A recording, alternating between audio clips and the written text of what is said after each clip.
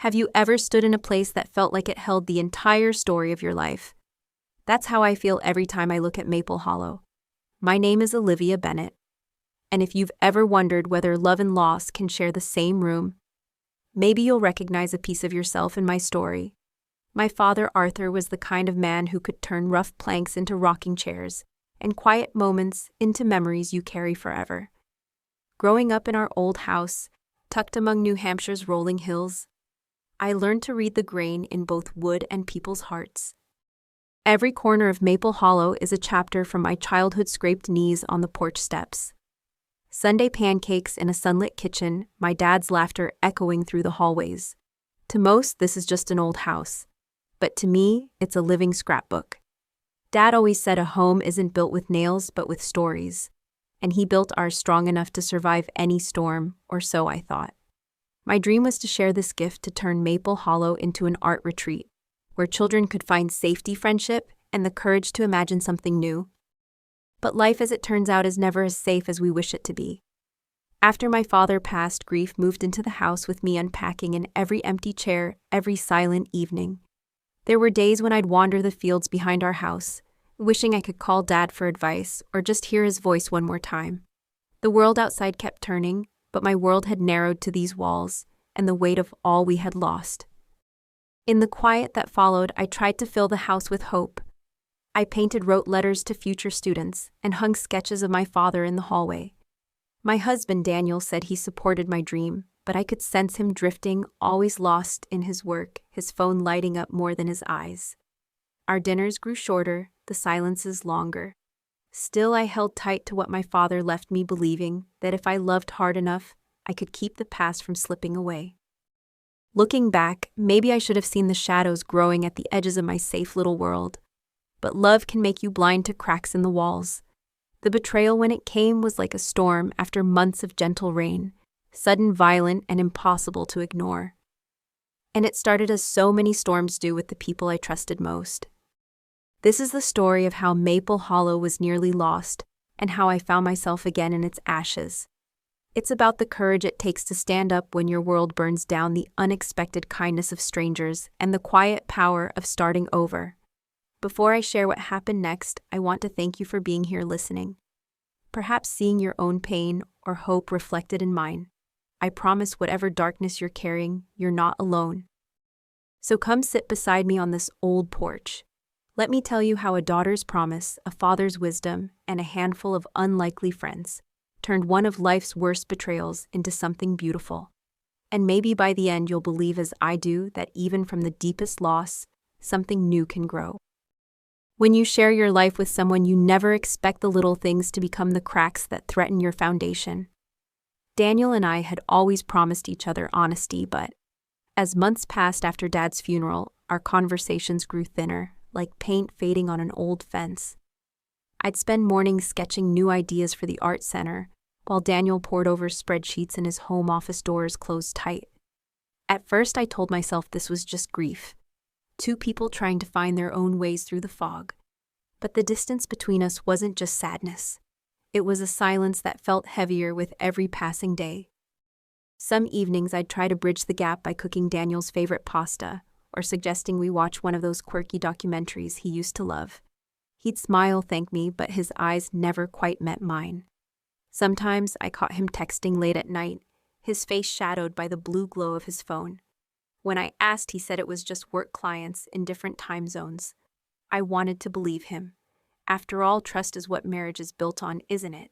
But doubt, once it slips in, has a way of multiplying. I started to wonder if maybe in all my focus on honoring Dad's legacy, I had somehow left Daniel behind. I think a lot of people go through seasons like this and feel too ashamed to talk about it. There's this quiet guilt that whispers, if only you'd tried harder, things would be different. I began questioning myself. Was I too distracted, too emotional, too wrapped up in my own dreams? My mother used to say, marriage is like tending a garden. Ignore the weeds, and one day you'll wake up to find the flowers gone. But sometimes, no matter how carefully you weed, storms blow in anyway. That's something I wish more of us could admit without fear. It wasn't just Daniel who became distant. His mother, Evelyn, had always kept me at arm's length, After Dad passed, her visits grew more frequent, her comments sharper. She'd walk through Maple Hollow, eyes sweeping the old wooden beams, and sigh. "It's a lot to manage, dear.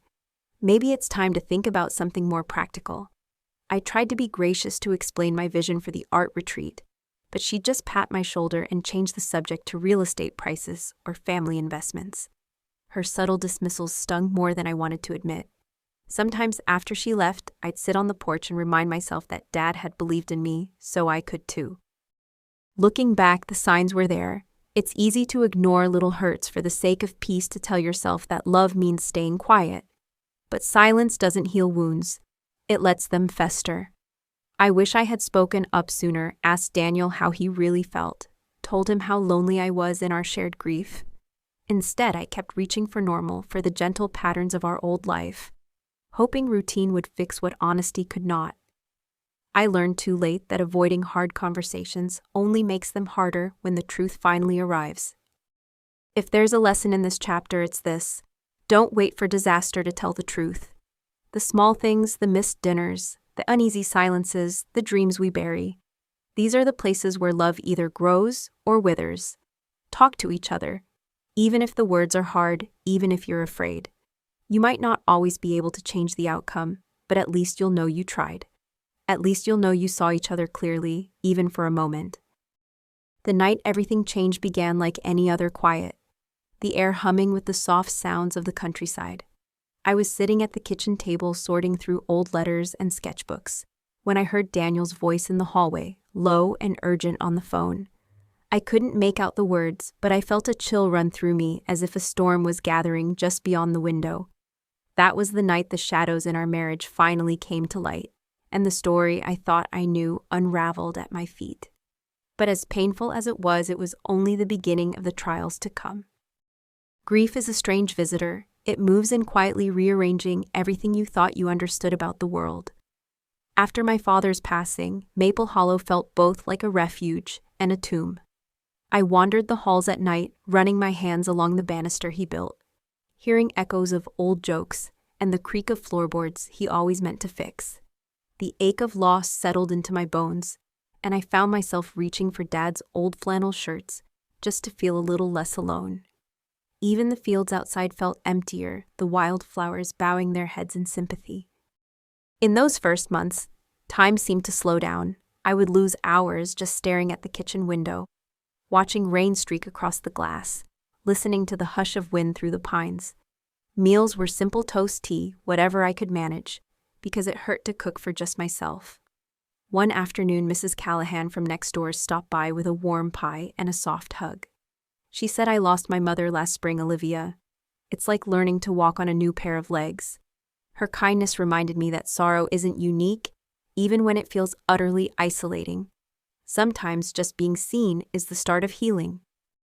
I threw myself into small rituals, hoping they'd keep the sadness at bay. Sorting through Dad's belongings, I found an unfinished letter in his desk drawer. It was addressed to me, full of stories about his dreams for Maple Hollow. He wrote, "No one can steal the memories you build live. They're yours forever." That sentence became my anchor on the worst days.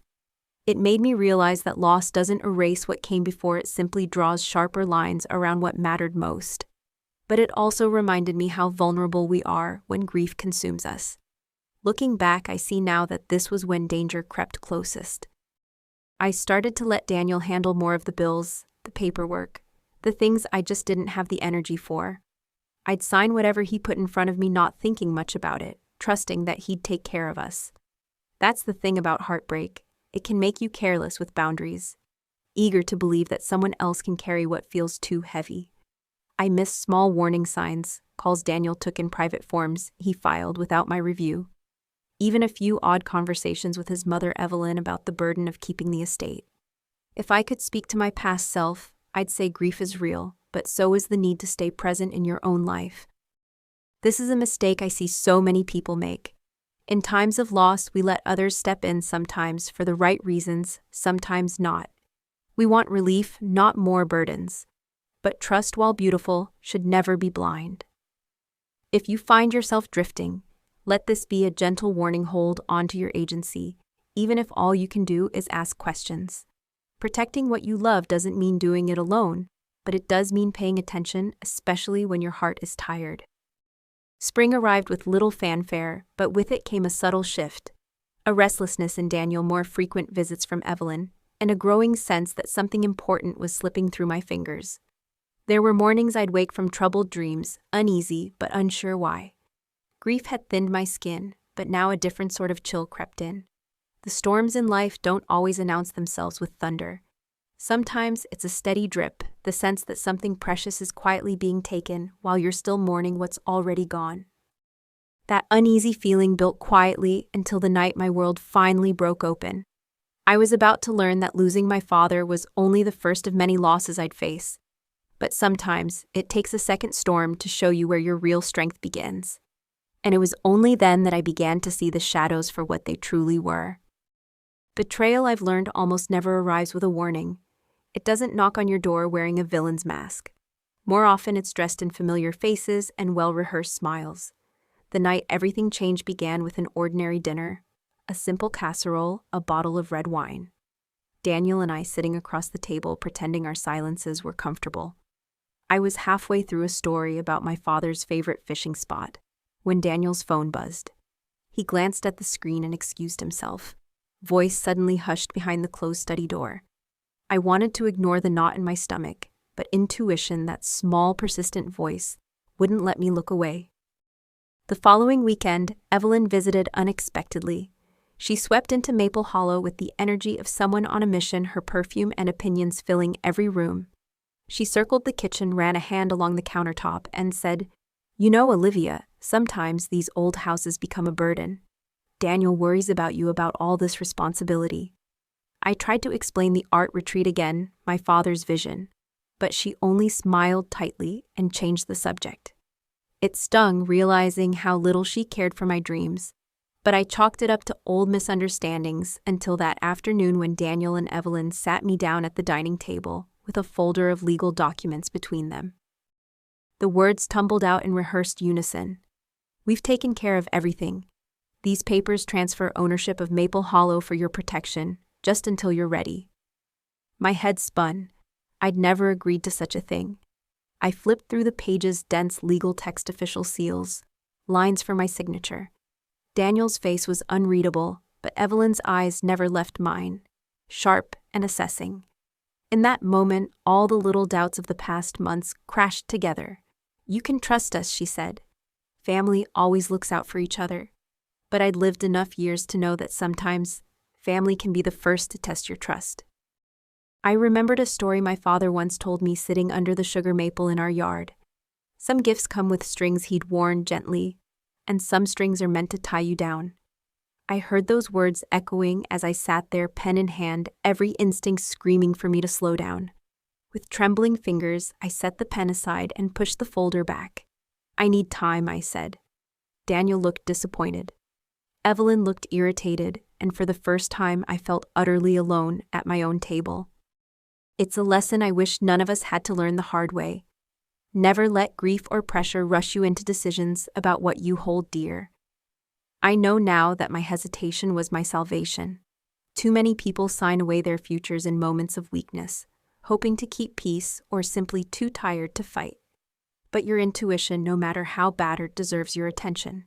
If something feels wrong, pause. You can always return to a conversation, but you can't unsign a piece of paper. In the days that followed, the atmosphere in Maple Hollow grew tense.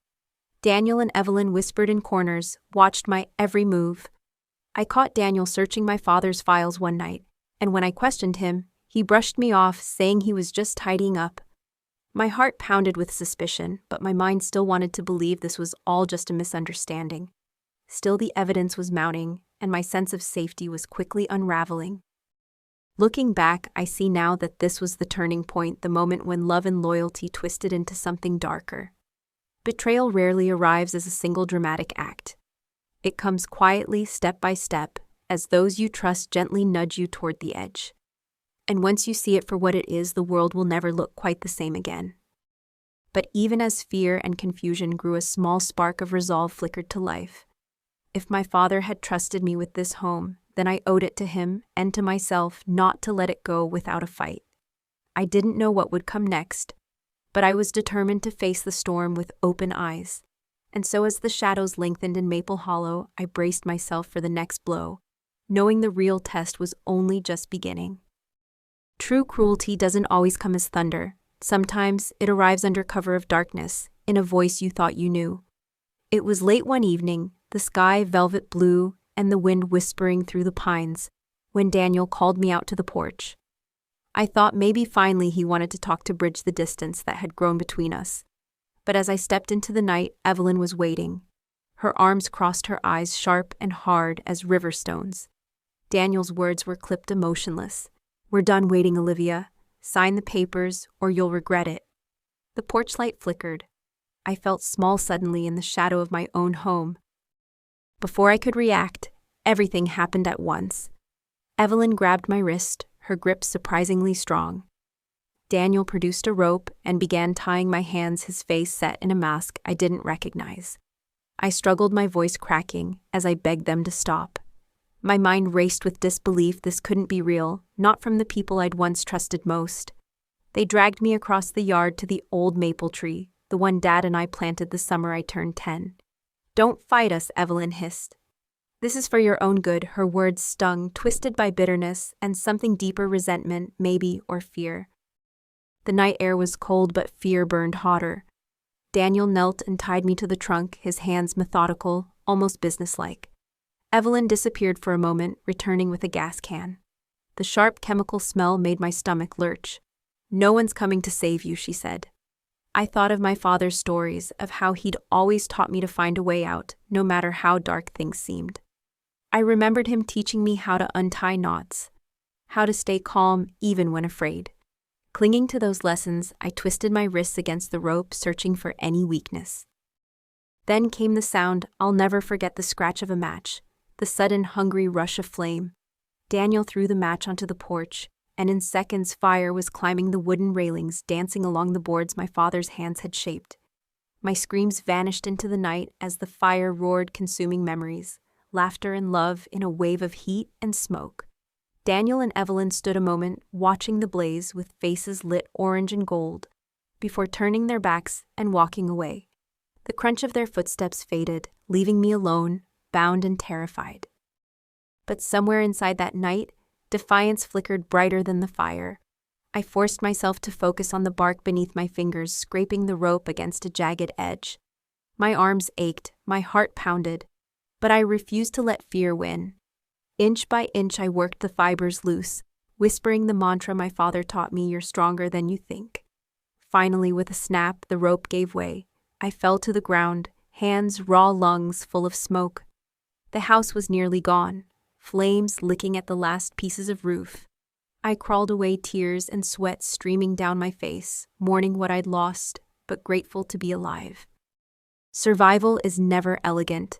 It's dirty, desperate, a mix of luck and willpower. I've read stories where heroines are rescued at the last minute, but in real life, rescue often looks like refusing to give up, even when you're alone in the dark. The lesson I carry from that night is simple: the world can take so much from you, but it cannot take your will to fight. And sometimes that's all you need to keep going. As the sun rose, painting the ashes of Maple Hollow gold, I knew my journey wasn't over. My home was gone, but the story wasn't finished, not yet. Because in the aftermath of betrayal, I would discover unexpected allies, buried strength, and the first fragile hope that justice could still be found. And that is where the next chapter of my life truly began. In the aftermath, Maple Hollow was unrecognizable, a skeleton of blackened beams and drifting smoke, the air still thick with the ghost of fire. I walked through the ruins at sunrise, my shoes crunching over charred memories, a twisted fork from the kitchen, a scorched photo frame, the skeleton of my father's favorite rocking chair. Each loss stung in a different way. Grief, I realized, isn't just about people, it's about the places and dreams they leave behind. My hands shook as I picked up a singed scrap of Dad's handwriting. For the first time since the blaze, I let myself sob, shoulders shaking in the cold morning air. I called the police that same day, voice steadier than I felt. 2 officers arrived, notepads in hand, their faces a blend of concern and skepticism. You say your husband and mother-in-law tied you up and set fire to your house, one asked, eyebrows raised. I nodded, presenting the burned rope and pointing out the spot beneath the maple where I'd been bound. I showed them the battered security camera above the garage, miraculously untouched by flame. They promised to take the memory card for evidence, but left me with a lingering doubt in their eyes. Alone again, I felt the weight of proving the truth pressing down on me. Loneliness grew sharper in those first weeks. Some neighbors whispered, others avoided my gaze. I heard rumors that maybe I'd set the fire myself for insurance. After all, tragedies invite suspicion as often as sympathy. It hurt more than I expected. Once a friend from the art community called, her voice awkward. "Olivia, are you okay? People are talking." That night I cried, not for the house, but for the trust I'd lost in my own little town. When you seek justice, you have to be prepared for people to doubt your story, especially when the villains are family. In my loneliest moments, I remembered something my father used to say. The truth is stubborn. Give it time, it has a way of surfacing, even if you're the only one shouting it at first. I clung to that advice, using it like a lifeline. I spent days gathering paperwork, emails, texts, receipts, the insurance policy Daniel had quietly increased before the fire. I started a notebook, writing down every detail I could remember, every odd conversation or sideways glance, determined not to let the details slip through the cracks. It's easy to underestimate how exhausting it is to fight for yourself, especially when you're still grieving. Some mornings I struggled just to get out of bed, the grief and exhaustion pressing in from all sides. But giving up wasn't an option. In those times, I'd replay in my mind the image of Maple Hollow before the flames, sunlight through the kitchen window, my father's laughter, the wild freedom I'd felt as a child. That memory became my reason to keep going, to prove that what happened was real, and that justice, however distant, was worth chasing. If there's a lesson in those early days, it's this. You can't always control how others see you, but you can control your own persistence. Even when your world is in ashes, standing up for what's right gives shape to hope. Bit by bit, I gathered what evidence I could and prepared for the long road ahead. I didn't know where it would lead, but deep down, I sensed I would not have to walk it alone for much longer. Because just as I was beginning to lose faith, unexpected allies and unlikely sources of strength would appear, reminding me that justice is never found in isolation, but in community and truth, and in the courage to keep searching for both. Not all hope is lost when the world feels most lonely.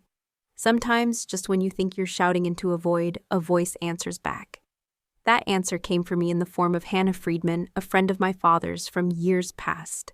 She was a lawyer now, the kind who didn't wear power suits or talk down to anyone, just kindness and a sharp mind. One afternoon she drove up in her old station wagon, boots crunching on gravel. "Arthur would want me to help," she said simply, her hands gentle on my shoulder. For the first time since the fire, I felt like maybe I wasn't fighting alone. Hannah wasted no time. She asked questions I hadn't thought of, flipped through the burnt documents with practiced care, and contacted people I'd never have reached myself. Fraud leaves fingerprints, she told me, her eyes glinting with determination. We took the security camera footage to a specialist downtown, who after days of careful work recovered fragments of the night Daniel and Evelyn returned. The images weren't crystal clear, but there was enough Daniel's silhouette near the porch, the flash of fire, and the two of them fleeing. It was more than just my word now. Truth was beginning to show its face. What surprised me most, though, was the way the community slowly circled back. Mr. Kim, who ran the corner store, called to say he'd seen Daniel's car driving too fast late that night. Mrs. Callahan dropped off another pie this time, with a handwritten note, "I believe you." Even a quiet teen down the street, Max, offered to fix my old laptop, so I could keep organizing evidence. Piece by piece, a net of small kindnesses began to hold me up. Sometimes strength comes not in grand gestures, but in simple, steady support from those who know your story and quietly decide to stand with you. It's easy to feel weak when you're forced to ask for help. I used to think that being strong meant carrying every burden alone, but leaning on Hannah and the neighbors who believed me taught me otherwise. Real strength isn't stubborn isolation, it's knowing when to reach out to let people into your fight. My father's words echoed again. Every oak starts as an acorn, but it needs good soil and the right sunlight to stand tall. I was learning that no one faces storms alone. Not truly, not forever. Day by day, with Hannah's help, our case grew stronger. We gathered statements, checked signatures on the so-called legal documents, and found proof that Daniel had forged my name. I learned to trust my instincts and to trust others willing to stand by me. And as more people stepped forward, the old shame and loneliness began to shrink. My courage grew not because the fight was easy, but because I finally felt seen and believed. Looking back, I realized that every community has its heroes.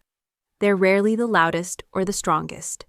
Often they're the ones who listen, who notice, who offer a ride or a meal or a single word of faith. If there's a lesson here, it's this. No act of support is too small to change the course of a life. Justice, like healing, is always a team effort. With the truth coming together and hope rekindled, I found myself ready for the next challenge. The fight wasn't over, but for the first time I saw a way through the darkness, a way toward the justice my father would have wanted and the peace I so desperately needed. The day of the trial arrived like the edge of a long-awaited storm, tense gray, humming with expectation. Hannah drove me to the courthouse, her steady presence grounding me as we passed through heavy doors into a world of marble and whispered worries. Inside, Daniel and Evelyn sat beside their attorney, eyes cool and unreadable. I sat with Hannah, heart pounding, clutching my father's handkerchief in my fist. I knew that this moment, telling my story, facing those who'd wronged me, was about more than justice. It was about reclaiming the pieces of myself that betrayal had tried to steal. Taking the stand felt like standing on a precipice, exposed and trembling. My voice quivered at first as I described the months of growing distance, the night I was tied to the old maple tree, the flames consuming Maple Hollow. I saw the jurors lean in, listening, some wincing as I spoke of loss and fear. I made sure to speak the truth even when it felt raw and vulnerable. There was no need for embellishment. The facts carried enough weight. As I finished, I felt lighter, not because the pain was gone, but because I'd given it a voice. Witnesses came forward in quiet succession. Mr. Kim spoke of Daniel's car speeding past his shop late that night. Mrs. Callahan confirmed the smell of smoke and the sight of Evelyn's coat near the yard. The technician who'd salvaged the security footage explained the process, showing the jury those flickering frames of Daniel and Evelyn at the scene. Each testimony added a brushstroke to the picture of what had truly happened. Even Max, the teenager from down the street, shared how he'd seen strange lights and heard raised voices. With every word, I felt the burden on my shoulders ease, as if a chorus of voices was finally carrying the story alongside me. There was a moment during cross-examination when Daniel tried to cast doubt, suggesting I'd fabricated evidence or exaggerated my trauma. For a flicker, the old fear returned that no one would believe me, that I'd be left in the ruins of doubt and suspicion. But Hannah's calm questioning, the steady accumulation of facts, and the honesty of our community witnesses held the truth steady. In that courtroom, I realized that courage is not the absence of fear, but the decision to keep speaking anyway, even when your voice shakes. The judge's instructions were solemn, reminding the jury of their duty to weigh the evidence, to search for truth above all else. As we waited for their decision, I thought of my father's teachings, how he'd always said the right thing rarely feels easy, but it's always worth doing. For hours, I paced the courthouse hallway, replaying every word I'd spoken. The future seemed to hang in the balance, suspended between hope and heartbreak. If there's a lesson in that courtroom, it's this: standing up for yourself is never simple. It means facing your past, reliving old wounds, trusting that the truth once spoken will find its way. You have to trust others, strangers, neighbors, even old friends, to see you clearly and to honor your story. Justice, like healing, is a slow and communal process. As the jury finally returned and the verdict was about to be read, I felt my heart beat steady. Whatever the outcome, I knew I had already won something precious: the return of my own voice, the knowledge that I was no longer defined by what had been taken from me, but by what I had found the strength to reclaim. When the jury returned to the courtroom, the world seemed to shrink to the space between heartbeats. Their verdict, guilty on all counts, washed over me like gentle rain after a drought. Daniel and Evelyn showed little emotion as the judge read their sentences, but I felt a strange emptiness, not triumph. Winning in court didn't bring my home back, nor erase the nights of fear or loneliness. But it gave me something else, the quiet freedom of being believed, the knowledge that my pain was recognized. Sometimes justice is less about punishment and more about reclaiming your own story. In the weeks that followed, I tried to rebuild my life from the ashes. The insurance settlement arrived enough to dream again, but never to replace what was lost. Every morning, I'd walk the grounds of Maple Hollow shoes, sinking into blackened earth, finding fragments of the past, half-melted marbles, a scorched handle from my father's old mug. I gathered these remnants not to mourn, but to honor what had come before. Healing, I learned, is not a return to what was, but an acceptance of what is and a willingness to shape what can be. I was surprised by the outpouring of support that continued after the trial. Neighbors stopped by to share stories about my father or to drop off homemade bread and flowers. Max, the teen who testified, painted a mural on a salvaged barn wall, wildflowers growing from charred stumps, bright and stubborn. Even Mrs. Callahan, whose own grief once mirrored mine, came often for tea-sharing laughter and old recipes. In this tapestry of community, I found the beginnings of forgiveness, not just for Daniel and Evelyn, but for myself, for the ways I doubted hidden or felt helpless along the way. Forgiveness, I discovered, isn't a gift to those who wronged you. It's a release, a way to step out of the prison of old hurts. There were nights I still woke from dreams of fire, but with time, the fear faded. I chose to remember my father not through loss, but through the lessons he left behind. I found peace in planting new seeds, both in the garden and in my heart, letting hope take root where sorrow once lived. With Hannah's guidance and the encouragement of friends, I began planning the new Maple Hollow, a space not just for art, but for healing and connection. I reached out to local schools and organizations, inviting children to join summer workshops, just as my father had once hoped. The vision shifted from what was lost to what could be built, honoring the past while reaching for the future. It wasn't easy. Some days the work felt overwhelming, the memories too sharp. But each small step, a painted door, a planted tree, a shared meal, became a victory. If there's a lesson in starting over, it's this: resilience isn't about bouncing back untouched. It's about growing through what tried to break you, finding purpose in the pain, and making room for joy again. Healing takes time and help, and it's never a straight line. But with patience, forgiveness, and the courage to try again, it's possible to rise from any ruin. As the first summer sun warmed the new walls of Maple Hollow, laughter once again echoed across the fields. I felt for the first time in a long while the quiet certainty that I was exactly where I needed to be.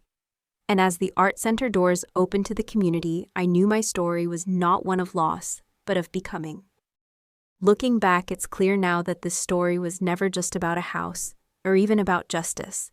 It was about the courage to keep going when everything you love is threatened, about the wounds left by betrayal, and the slow miracle of finding your way back.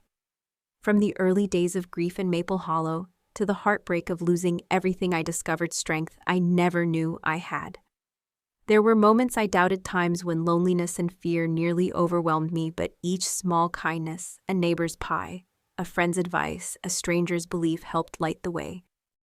The courtroom was not the end of my struggle, but the beginning of something new. With the support of Hannah and my community, I learned that resilience is not about erasing pain, but about creating space for hope to return. The art center that now stands where Maple Hollow once was isn't just a building. It's a promise that from the ashes of our hardest days, something beautiful can bloom. Children's laughter fills these rooms, and the walls are covered in color and imagination, just as my father dreamed. Every class, every painting is a small act of healing. Through this journey, I learned that asking for help isn't weakness, it's the first step to healing. True community shows up not only in grand gestures, but in quiet moments, in listening, in believing when the world feels cold. Forgiveness for others and for myself, let me put down the weight of anger and begin again. And with every sunrise over Maple Hollow, I am reminded that legacy is not just what we inherit, but what we choose to create for those who come after us. If my story has touched you, I hope you'll remember you are never alone, even when it feels like you are shouting into the dark. Whatever you're facing, loss, betrayal, the challenge of starting over, know that there is light ahead and that strength grows every time you choose hope over fear. I invite you to share your own story in the comments. What has helped you rise from your hardest moments? What are you building from your own ashes? If you found meaning in this journey, please like, subscribe, and join our community here. Every voice matters, and your story could be the light someone else needs to see. Together, let's keep building, creating, and believing in new beginnings. One brushstroke, one act of kindness, one story at a time. Thank you for walking this road with me. I can't wait to hear your stories and continue growing side by side into whatever beautiful future we create together.